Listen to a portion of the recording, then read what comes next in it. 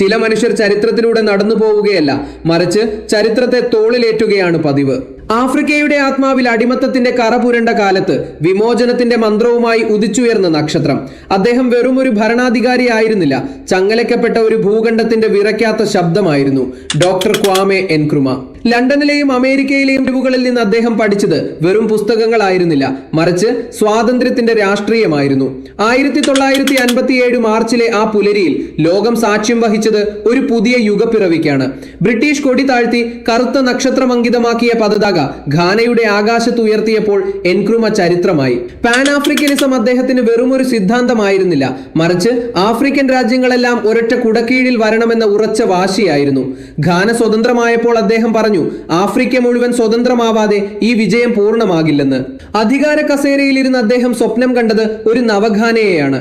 വോൾട്ട നദിയെ മെരുക്കി അക്കോസോംബോ അണക്കെട്ട് പണിതപ്പോൾ അത് ഘാനയുടെ ഉയർത്തെഴുന്നേൽപ്പായിരുന്നു. വിദ്യാഭ്യാസവും ആരോഗ്യവും പാവപ്പെട്ടവന്റെ അവകാശമാണെന്ന് അദ്ദേഹം പ്രഖ്യാപിച്ചു.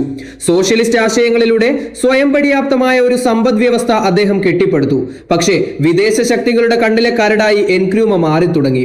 ആഫ്രിക്കയുടെ ഐക്യം തങ്ങളുടെ താല്പര്യങ്ങൾക്ക് വിഘാതമാകുമെന്ന് പാശ്ചാത്യ ലോകം ഭയപ്പെട്ടു. ചരിത്രം എന്നും നീതി പുലർത്താറില്ല. 1966 അദ്ദേഹം സമാധാന ദൗത്യവുമായി വിദേശത്തായിരിക്കെ ചതിയുടെ രൂപത്തിൽ പട്ടാളം അധികാരം പിടിച്ചെടുത്തു.